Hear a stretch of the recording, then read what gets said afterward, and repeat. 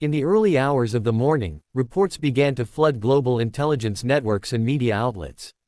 Israel had launched a series of precision airstrikes deep into Iranian territory. The targets were clear and calculated: nuclear enrichment facilities in Natanz, Iraq, and Fordo, as well as long-range missile development centers in Isfahan and Semnan. Israeli F-35I Adir stealth fighters, supported by mid-air refueling tankers and electronic warfare aircraft, had crossed into Iranian airspace undetected, hitting critical infrastructure with bunker-busting munitions. Explosions ripped through fortified bunkers, underground labs, and missile silos. The coordinated strikes caused widespread damage. Satellite imagery from intelligence agencies later confirmed that centrifuge halls and missile assembly lines were decimated. Iran's anti-aircraft defenses scrambled, but the stealth capabilities of the Israeli jets made interception nearly impossible. The IRGC's radar systems were jammed. Iranian military personnel scrambled to assess the scale of damage while emergency services rushed to contain fires and rescue workers trapped under rubble. In Tehran, the Supreme National Security Council convened in an emergency session. Ayatollah Khamenei, surrounded by top IRGC commanders and advisors, ordered an immediate and forceful retaliation. The tone was resolute: the attack would not go unanswered. Within hours, waves of Iranian Shahed-136 and Mohajer-6 drones took to the skies from bases in western Iran and the southern Gulf region. Their flight paths were carefully calculated to evade Israeli missile defense systems.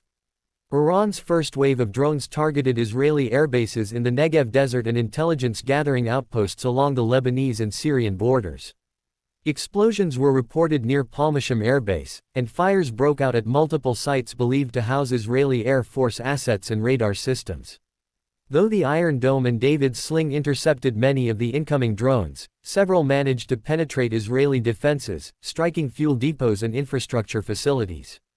Simultaneously, Iranian-backed militias in Iraq and Syria launched coordinated rocket attacks at Israeli positions on the Golan Heights. Hezbollah units along the Lebanese border went on high alert, further escalating tensions. The conflict zone widened by the hour, drawing in regional actors and raising fears of a broader Middle East war. In Tel Aviv, Prime Minister held a press conference declaring that Israel had acted in self-defense, citing intelligence reports indicating Iran was weeks away from reaching weapons-grade uranium enrichment. The Israeli government emphasized its right to prevent what it called an existential threat.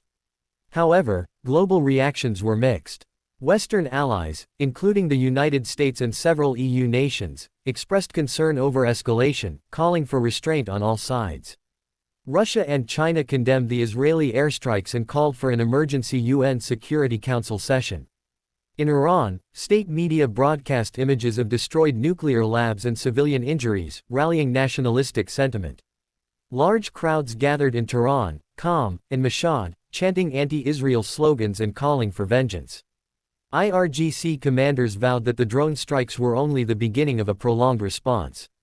Iran's cyber units also launched attacks on Israeli infrastructure, causing temporary disruptions in communication networks and banking systems.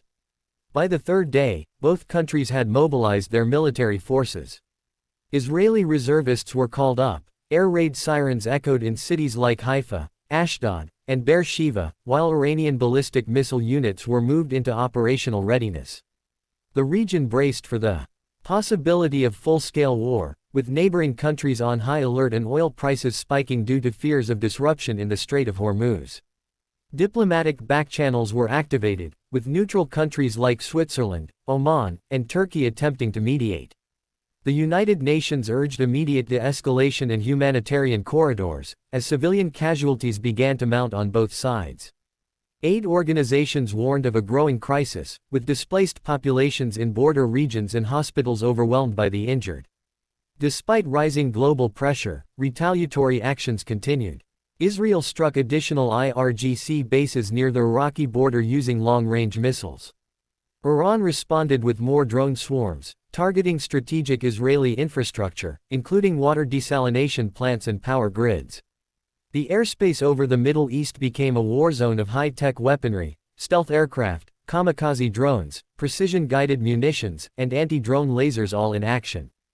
Both nations demonstrated new capabilities, but also revealed the vulnerabilities of modern warfare. As the world watched with growing alarm, it became clear that the escalation had crossed a threshold, threatening not only regional stability but also global peace. Talks of ceasefire began to emerge after a week of hostilities, but trust was shattered. Neither side showed signs of backing down without achieving strategic objectives. The prospect of a wider war, possibly drawing in the United States, Gulf nations, and non-state actors, loomed large. The Middle East once again stood at a dangerous crossroads, the air thick with the smoke of drones and missiles, and the future uncertain.